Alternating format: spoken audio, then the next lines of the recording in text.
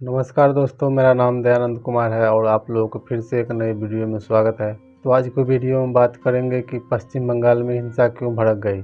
पश्चिम बंगाल में हिंसा भड़की है वक्फ बिल का कानून जो बना है नया अभी उस कानून को लेकर हिंसा भड़क गई है, क्योंकि मुसलमान लोगों को मानना है कि ये वक्फ बिल जो अभी कानून बना है वो हमारे हित में नहीं है। तो ये बात ऐसा नहीं है, क्योंकि ये वक्फ बिल का जो कानून कांग्रेस ने बना के गया था 2013 में, क्योंकि जो लोग इस कानून को अच्छी तरह से पढ़ा और जाना, मैं नहीं बता रहा हूँ, वही लोग बता रहे हैं कि ये केवल ज़मीन हथियाने के लिए कानून बना था।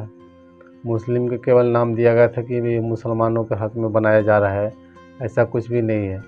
तो पहले बात करता हूँ कि वक्फ बोर्ड कानून लाया क्यों गया था।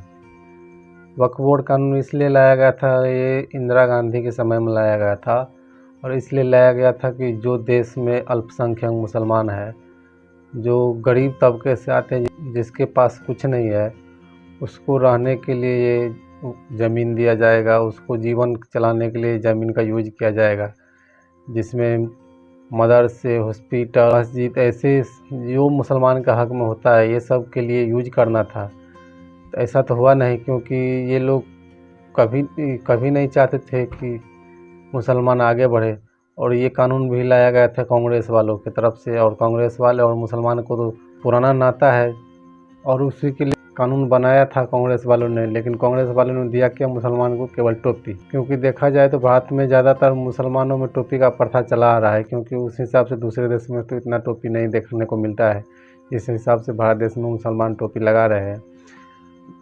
और जब कांग्रेस वाले को लगा कि 2013 में अब मेरी सरकार नहीं रहने वाला है, तो उसको परमानेंट मुसलमान के नाम पे ये कानून को पास कर दिया कि ये मुसलमान के हक में होने वाला है, ये जितना ज़मीन वक्फ बोर्ड में है सब मुसलमान का है। अभी तक चल रहा था ये कानून, लेकिन जब ये बीजेपी की सरकार को समझ में आया कि ये कानून का दुरुपयोग हो रहा है, जो सरकार का भी प्रॉपर्टी है या ज़मीन है या आम लोगों का भी है, उसमें भी ये लोग दावा ठोकते जा रहे हैं वक्फ बोर्ड वाला कि हमारा ये ज़मीन है।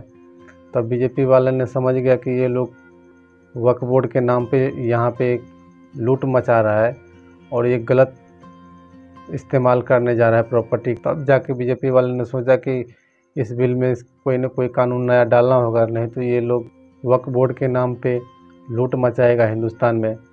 क्योंकि कांग्रेस वाले ने जब 2013 में इस कानून को पास किया था वक्फ बोर्ड का, तब उसमें कानून बना दिया था कि इसमें कोर्ट या कानून कुछ भी नहीं कर सकता है। ये बहुत बड़ी उनका चाल था और लोगों को समझ में नहीं आया, क्योंकि हिंदुस्तान में लोग भोले भाले लोग हैं, जो सरकार बोल देते हैं उस पर आँख मूंद के विश्वास कर लेता है। क्योंकि यहाँ के लोग सबसे पहले प्रथम बात यह है कि शिक्षित नहीं है परिपूर्ण तरीक़ा से, जो कि सामने वाला हमको क्या बोल रहा है और मैं क्या समझ रहा हूँ, जो वो सामने वाला बोल रहा है उसी में हाँ बोलते जाता है और समझते जाता है। इस चीज़ का मौका उठाते गया कांग्रेस वाले ने, क्योंकि एक तरफा राज किया था कांग्रेस वालों ने इसी कारण, क्योंकि हिंदुस्तान के लोग इतना पढ़े लिखे नहीं थे। आज का समय देख लो, जब तीसरी बार चुनाव हुआ उसमें नरेंद्र मोदी को ये पता चल गया बीजेपी वालों को कि अब ये झूठ का गोला फेंकने से कोई प्रभाव नहीं पड़ने वाला है आम जनता पे, क्योंकि अभी का समय में लोग शिक्षित भी हो रहे हैं और सरकार का बड़प्पन है, बोलपन है, वो सब समझ रहे हैं। क्योंकि पहले इतना शिक्षित नहीं थे लोग, अब शिक्षित होने लगा।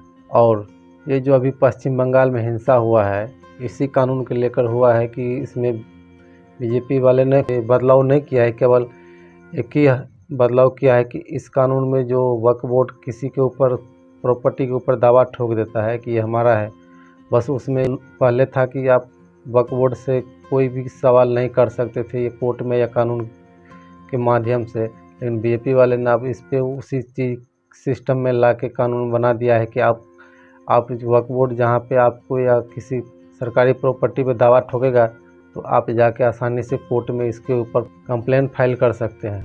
लेकिन पश्चिम बंगाल में और देश के मुसलमानों में ये चीज़ नहीं बताया जा रहा है, कुछ लोगों के द्वारा केवल ये बताया जा रहा है कि तुम्हारा प्रॉपर्टी पे सरकार का दावा हो जाएगा। और पश्चिम बंगाल में जो हिंसा हुई है ये केवल ढाल है वक्फ बोर्ड, लेकिन वक्फ बोर्ड के कारण नहीं हुई, कारण कुछ और है। क्योंकि अगर मुसलमान को इस कानून से एतराज़ होता संशोधन से तो पूरे देश में होता, क्योंकि ऐसा नहीं है, केवल पश्चिम बंगाल में हुआ है। तो इसमें कोई न कोई बहुत बड़ा साजिश है, इसके लिए ऐसा हुआ है। क्योंकि अगर गौर से देखा जाए तो पश्चिम बंगाल में केवल हिंदू के ऊपर हमला हुआ और हिंदू का क्षति हुआ है, सरकार का क्षति हुआ है, ना कि किसी मुसलमान का। इसमें कोई न कोई बहुत बड़ा साजिश है। इस साजिश के ऊपर सरकार को कोई न कोई एक्शन लेना ही होगा और जल्द से जल्द लेना होगा, नहीं तो बहुत बड़ा ये बवाल हो सकता है। पश्चिम बंगाल में कर रहे हैं, ये वक्फ बोर्ड के लिए नहीं कर रहे हैं, किसी और चीज़ के लिए कर रहे हैं। क्योंकि अगर वक्फ बोर्ड के लिए किया होता तो ना ये प्रॉपर्टी जलाता, ना हिंदू को टारगेट करता। और हाल ही में जो बीता था पश्चिम बंगाल के सीमा बांग्लादेश में, लगता है उसी का कुछ प्रभाव उधर पश्चिम बंगाल में पड़ने लगा है। और उन लोगों से मैं ये कह दूँ जो इस हिंसा को भड़काने में लगा है, क्योंकि ये बांग्लादेश नहीं है, भारत है। और भारत में जब जब ऐसा हुआ है तब तब अच्छे से पेच कसा गया है ऐसे लोगों के ऊपर। तो आप लोग भ्रम में मत रहिए कि जो बांग्लादेश में हुआ है वैसा मैं कर दूंगा, ये कभी नहीं हो सकता है। क्योंकि आप लोग को भरमाया गया है और आप लोग भ्रम में डूब चुके हो। तो आप लोग सतर्क हो जाओ, क्योंकि अभी का जो मौजूदा सरकार है वो एक्शन का रिएक्शन देगा, लेकिन ये बात मैं कह सकता हूँ कि तुरंत नहीं मिलेगा रिएक्शन, थोड़ा टाइम लेके मिलेगा। जो रिएक्शन ऐसा मिलेगा कि जड़ से ख़त्म किया जा सके ऐसे तत्वों को। क्योंकि हिंसा इस हिसाब से तुम लोग भड़काए हो ना कि सीधा अपने आप तुम लोग टारगेट पाए हो। अगर हिंदू को न छेड़े होते और सरकारी प्रॉपर्टी का चलो जला दिया, तो ये आंदोलन का एक हिस्सा रहा है हर एक जगह पे कि सरकारी प्रॉपर्टी का नुकसान किया जाता है। लेकिन तुम लोग ने हिंदू को अगर छेड़ा है और उसके ऊपर टारगेट किया है, तो तुम्हारा ये बहुत बड़ा भूल है और इस चीज़ का तुम लोग का सज़ा ज़रूर मिलेगा। क्योंकि बीएसएफ तक पहुंचा दिए हो तुम लोग, क्योंकि बीएसएफ के जवान तैनात हो गया, तो इसमें बहुत बड़ा साजिश है, इसके लिए ऐसा हुआ है। राज्य सरकार से जब नहीं संभल पाया है, राज्य पुलिस से जब नहीं संभल पाया है, तब जाके बीएसएफ को जवान को लगाना पड़ा है। तुम लोग संभल जाओ, जो ऐसे हिंसककारी तत्व है तुम लोगों का अच्छे से और ढंग से इलाज किया जाएगा। ये बांग्लादेश नहीं है, ये भारत है और यहाँ पे जड़ से ख़त्म किया जाता है। क्योंकि तुम लोग आंदोलन नहीं किए हो हिंसा की ओर, हिंसा ऐसे किए हो कि टारगेटेड हिंसा की हो।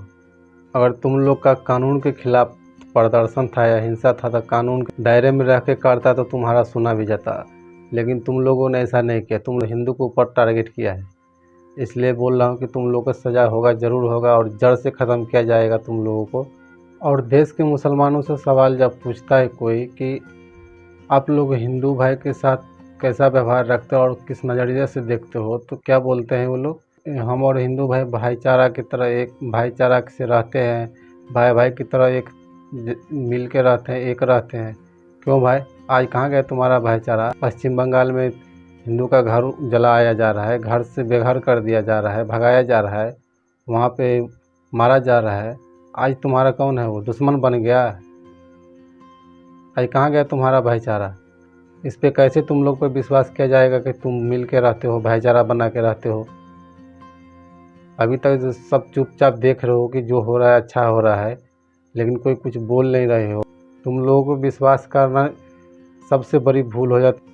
और लास्ट में यह कहूँगा कि आप लोग जितने लोग ये वीडियो देख रहे हैं, कि आप लोग जो ऐसा कर रहे हैं ये लोग उससे सतर्क हो जाओ। इसमें कोई न कोई साजिश है और आप ही लोग के ऊपर, जो हिंदू के लोग के ऊपर टारगेट हो रहा है, बस उसी की वही साजिश बनाया गया है। और इसमें आप लोग को सावधान रहने की ज़रूरत है, ना कि भागने का। कब तक भागोगे, भाग के जाओगे कहाँ? तो आज के वीडियो में इतना ही, मिलेंगे किसी अगले वीडियो में। अगर वीडियो अच्छा लगे तो शेयर कर देना, चैनल को सब्सक्राइब कर देना और वीडियो को लाइक कर देना। और अपना जो विचार हो उस कमेंट में ज़रूर करना।